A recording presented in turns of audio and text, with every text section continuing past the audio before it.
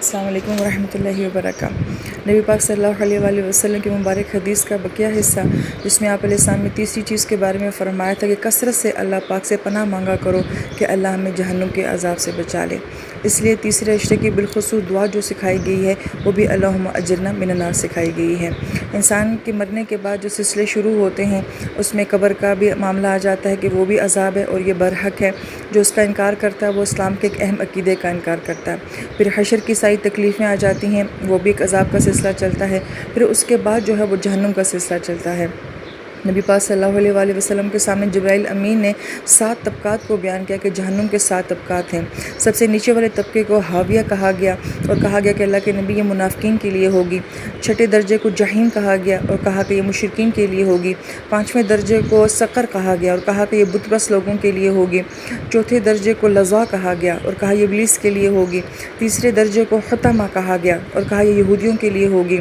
اور 2 درجے کو سعیر کہا گیا اور کہا گیا کہ یہ عیسائیوں کے لیے ہوگی۔ اور جب آخری معاملہ آیا 7واں درجہ تو جبرائیل امین خاموش ہو گئے، تو نبی علیہ السلام نے فرمایا کہ جبرائیل آخری درجے میں کون ہوگا، 7ویں درجے میں کون ہوگا؟ حالانکہ وہ سب سے اوپر والا درجہ ہے، سب سے کم درجے کا عذاب جو ہے وہ سب سے اوپر والے درجے میں ہوگا۔ تو اس پہ بھی آپ کی خاموشی تھی، تو بار بار اصرار پہ جبرائیل امین نے فرمایا کہ اللہ کے نبی اس 7ویں درجے میں آپ کی نافرمان امت ہوگی۔ جب نبی علیہ السلام کو پتہ چلا کہ کیا جبرائیل میری امت بھی جہنم میں جائے گی، تو اس بات پہ میرے نبی بہت روئے تھے۔ بعض اوقات ایسا ہوتا ہے کہ اولاد کی بیماری کا ماں باپ کو پتہ چلتا ہے تو اولاد کو نہیں پتہ چلتا کہ میرے ساتھ کیا ہوا ہے، لیکن ماں باپ رو رو کر ختم ہو جاتے ہیں۔ ایسے ہی اس امت نے جہنم میں جانا ہے، مگر امت نادان ہے، اس کو نہیں پتہ چلتا کہ یہ کیا معاملہ ہے، مگر نبی علیہ السلام بہت روئے اور بہت زیادہ روئے۔ حالانکہ سب سے کم درجے کا عذاب جو ہوگا وہ اس طبقے کے اوپر ہوگا، مگر میرے نبی کو یہ بات بھی گوارا نہیں تھی کہ میری امت کو اتنا ہلکا عذاب بھی کیوں دیا جائے۔ یہ بھی اللہ رب العزت کا بہت بڑا احسان ہے کہ اللہ پاک نے سب سے ہلکے والے درجے میں اس امت کو رکھا ہوا ہے۔ اللہ پاک سورہ رحمان میں جب جہنم کو سناتے ہیں تو اس کے بعد فرماتے فَبِأَيِّ آلَاءِ رَبِّكُمَا تُكَذِّبَانِ کہ اپنی رب کی کون کون سی رحمتوں کا تم انکار کرو گے۔ تو انسان سوچتا ہے کہ جہنم کے ذکر کے بعد پھر کون سی نعمت کا انکار کا سوال کیا جا رہا ہے، تو دراصل میں اللہ رب العزت کا اپنے بندوں کو جہنم سے ڈرانا یہ اللہ کی بہت بڑی رحمت کا معاملہ ہے۔ اگر ہمیں دنیا میں کوئی انسان یہ بات کہہ دیتا نا کہ آپ نے اس راستے پہ نہیں جانا، آگے آپ کو بہت ٹریفک ملے گی، یہ راستہ بہت خراب ہے، آپ کو دوسرا راستہ چینج کر لیں، تو ہم کہتے ہیں کتنا اچھا انسان ہے، کس نے کتنا اچھا گائیڈ کر دیا ہے۔ تو اللہ کی ذات تو جہنم سنا کے کہتی ہے کہ بہت بری جگہ ہے، یہاں مت آنا۔ نبی علیہ السلام نے فرمایا تھا کہ اللہ پاک نے جنت کو بہت وسیع بنایا ہے، مگر افسوس کہ اس کا کوئی چاہنے والا ہی نہیں ہے، اور جہنم کو اللہ پاک نے بہت چھوٹا بنایا ہے، مگر وہ لوگوں سے بھرتی چلی جا رہی ہے۔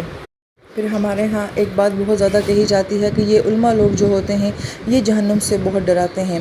تو کسی بھی عالم کی کیا حیثیت ہے کہ وہ جہنم سے کسی کو ڈرائے؟ جو انسان قرآن پڑھنا جانتا ہے، اس کی سمجھ رکھتا ہے، وہ آخری پاروں کو پڑھ کے دیکھ لے کہ کتنا زیادہ جہنم کا ذکر اس کے اندر آ رہا ہے۔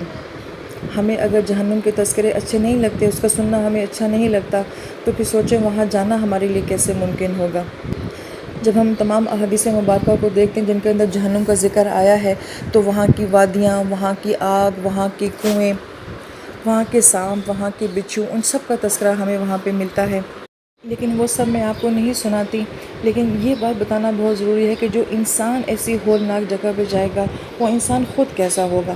تو نبی پاک صلی اللہ علیہ وآلہ وسلم نے فرمایا کہ جب انسان کو جہنم میں ڈالا جائے گا تو پھر وہ اس حیت کے ساتھ نہیں جائے گا اور نہ ہی اس جسامت کے ساتھ جائے گا، بلکہ اس کی جسامت کو بہت بڑا کر دیا جائے گا۔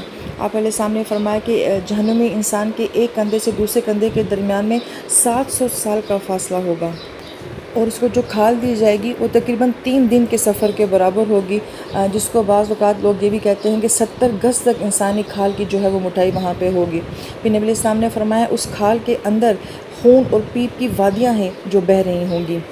ابھی آج کی سائنس بھی کہتی ہے نا کہ انسان کے جسم کے اندر بلڈ جس فلو کے ساتھ چل رہا ہوتا ہے کہ اگر وہ ذرا سا کٹ لگ جائے ہماری کسی آنت میں تو اتنے پریشر سے خون نکلتا ہے کہ وہ ہمارے گھروں کی چھتوں سے ٹکرا سکتا ہے۔ تو جب انسانی جسم اتنا بڑا ہو جائے گا تو پھر ظاہری بات ہے وہاں کا خون اور پھر وہاں کی مقدار اور اس کا پریشر بھی بہت زیادہ بڑا ہو جائے گا۔ پھر آپ علیہ السلام نے فرمایا کہ جہنمی کی جو ایک داڑھ ہوگی وہ احد پہاڑ کے برابر ہو جائے گی۔ تو جب انسانی داڑھ اتنی بڑی ہوگی تو پھر باقی جسم اس کا کس حیت کے مطابق ہوگا۔ پھر آپ علیہ السلام نے فرمایا کہ کافر کی زبان اس دن جو ہے وہ 8 کلومیٹر، 1 فرسخ یا 2 فرسخ کا نام لیا گیا، اتنی لمبی ہوگی جسے کافر جو ہے وہ گھسیٹ رہا ہوگا اور جو ساری مخلوق ہوگی اس کی زبان کے اوپر سے گزر رہی ہوگی۔ پھر اس انسان کو آج اللہ پاک نے کتنا حسن دیا ہے، لیکن نبی علیہ السلام فرماتے کہ یہی انسان اگر جہنم کا ایندھن بن جاتا ہے تو اگر دوسری انسان اپنا ہاتھ دنیا والوں کے سامنے ظاہر کر دے تو اس کی گرمی سے ساری دنیا جل جائے۔ اور ایک روایت میں آپ علیہ السلام نے فرمایا کہ اگر وہاں کا کوئی شخص دنیا والوں کے سامنے ظاہر ہو جائے تو اس کی بدبو سے ساری دنیا والے جو ہے وہ ختم ہو جائیں۔ یہاں تک کہ آپ علیہ السلام نے فرمایا کہ یہی انسان جو ہے یہ اتنا بدصورت ہو جائے گا کہ آپ نے فرمایا کہ اس کا نچلا ہونٹ جو ہے وہ سینے کی طرف لٹک جائے گا اور اوپر کا ہونٹ جو ہے وہ اوپر کی طرف مڑ جائے گا، سکڑ جائے گا گویا کہ۔ تو سوچیں کہ اگر ہمارے دانت سامنے ظاہر ہو جائیں اور ان کے اوپر ہمارے ہونٹوں کا اگر پردہ نہ ہو تو انسان کی کیا حیت بنتی ہے۔ فرمایا کہ ایسا وہاں انسان کا حسن چھین کے ایسی بدصورتی اس کے اوپر مسلط کر دی جائے گی۔ پھر جیسے ہم دنیا میں یہ دیکھتے ہیں کہ جب کسی کو سزا دی جاتی ہے تو اس کو تھوڑا ٹائٹ باندھا جاتا ہے، تو آپ نے فرمایا کہ ایسے بھی نافرمان ہوں گے کہ جن کو بیڑیاں ان کے منہ سے ڈالی جائیں گی اور پخانے کے راستے سے باہر نکالی جائیں گی۔ جب ایسا ٹائٹ کیا جائے گا پھر ان کو جہنم کا عذاب دیا جائے گا تاکہ وہ ادھر ادھر موو کر کے جو ہے وہ ذرا لمحے کے لیے بھی اپنے آپ کو آرام نہ دے سکیں۔ پھر ہم یہ دیکھتے ہیں کہ دنیا میں ہماری جو تکلیف ہوتی ہے محسوس کرنے کی حص وہ ہماری کھال کے اندر ہوتی ہے۔ جب انجیکشن ہمیں لگتا ہے تو ہمیں شروع میں درد محسوس ہوتا ہے، پھر انجیکشن جب اندر چلا جاتا ہے تو پھر ہمیں درد محسوس نہیں ہوتا، تو وہ آگ تو ہمیں لمحے بھر میں جلا کے خاک کر دے گی۔ لیکن نبی علیہ السلام نے فرمایا کہ جب انسان کی کھال اور گوشت جل جائے گا تو اللہ پاک اس کو نئی کھال دیں گے، یہاں تک کہ ایک دن میں ایک دوستی کی جو ہے وہ 70 مرتبہ یا 70,000 مرتبہ بعض جگہ آیا کہ اس کی کھال کو چینج کیا جائے گا تاکہ اسے ہر مرتبہ عذاب جو ہے وہ ایک نئی شدت کے ساتھ جو محسوس ہو جائے۔ تو وہ ایسی بری جگہ ہے جس کے لیے اللہ نے اتنا قرآن کا حصہ اتارا ہے کہ بہت بری جگہ ہے، اپنے آپ کو بچا سکتے ہو تو اس جہنم سے بچاؤ۔ نبی علیہ السلام نے جب شب معراج میں جہنم کے دروازے کو دیکھا تو اس کے چہرے پہ عجیب وحشت دیکھی، تو جبرائیل امین سے پوچھا کہ جبرائیل امین یہ کیسا فرشتہ ہے؟ تو کہا اللہ کے نبی یہ جہنم کے اوپر مقرر ہے، اور جس دن سے اس نے جہنم کو دیکھ لیا ہے نا اس دن سے یہ آج تک کبھی مسکرایا نہیں ہے۔ تو جس نے دیکھا ہے وہ اس کو دیکھ کے کبھی پھر مسکرا نہیں سکا۔ ہم سنتے ہیں مگر ہماری آنکھوں نے نہیں دیکھا، اس لیے ہم ایسے ہو جاتے ہیں جیسے کہ ہم نے کچھ سنا ہی نہیں ہے، جبکہ ہم اپنے اکابرین کو دیکھتے ہیں کہ وہ جہنم کے تذکروں پہ تڑپ جایا کرتے تھے اور ایسے رویا کرتے تھے جیسے کوئی بہت بیماری کا، کوئی بہت بڑے غم کا مارا ہوا انسان ہوتا ہے، ایسے رویا کرتے تھے۔ لیکن ہم اتنی آسانی سے جہنم کو سن لیتے ہیں کہ جیسے کہ یہ کوئی بہت بڑا مسئلہ نہیں ہے ہمارے لیے۔ تو میں اکثر یہ بات کہتی ہوتی ہوں کہ یہ بہادریاں اللہ کے ساتھ اچھی نہیں لگتی ہیں۔ اللہ تعالیٰ اس دن کی ہولناکی سے اور اس دن کی ذلت سے بچائیں، جو مجھے بہت حسرت والی حدیث مبارکہ لگتی ہے۔ ہر عذاب بھی بہت شدید اور بہت سخت ہے، اللہ تعالیٰ اس کا خوف ہمارے دلوں میں ڈالے۔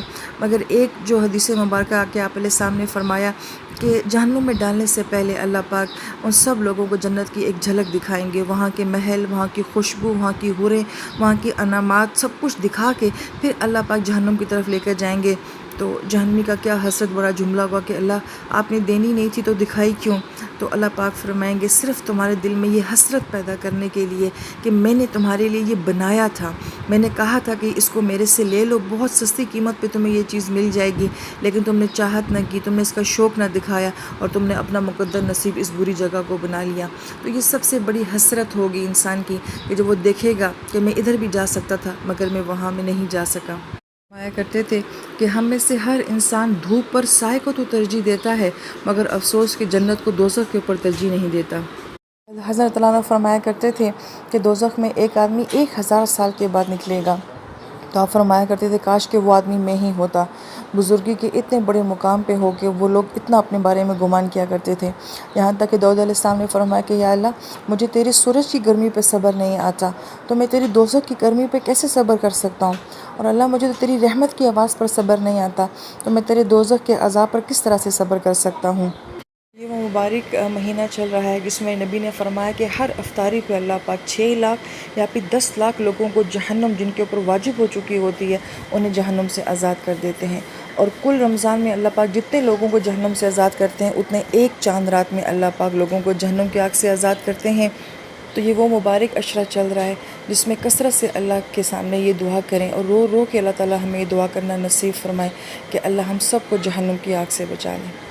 نبی علیہ السلام نے فرمایا تھا کہ یہ جو شب قدر کی راتیں ہوتی ہیں ان میں فرشتے آتے ہیں اور ہر مسلمان کے گھر جاتے ہیں، جو ان کو جس عبادت میں نظر آتا ہے یہ ان سے جا کے مصافحہ کرتے ہیں۔ تو صحابہ کرام نے بڑا پیارا سوال پوچھا کہ اللہ کے نبی ہمیں کیسے پتہ چلے کہ فرشتے ہم سے مصافحہ کر کے گئے ہیں؟ تو نبی علیہ السلام نے فرمایا تھا کہ اگر تمہیں ان راتوں میں رکت نصیب ہو جائے، تمہاری آنکھوں میں آنسو آ جائے، تو سمجھ جانا کہ کوئی تم سے ملاقات کر کے گیا ہے، کوئی تم سے مصافحہ کر کے گیا ہے۔ تو کچھ راتیں تو گزر گئی ہوں جب تک کہ آپ کو یہ آڈیو ملتی، جو رہ گئی ہوں گی تو ان میں کوشش کریں کہ اللہ پاک ہمیں دلوں کی رکت نصیب فرمائے اور آنسوؤں کے ساتھ ہمیں دعائیں نصیب فرمائے۔ اور جب آپ دعا کریں تو کل امت کے لیے دعا کریں گے انشاءاللہ تعالی، اللہ کل امت کو جہنم کی آگ سے آزاد کرے۔ آمین یا رب العالمین۔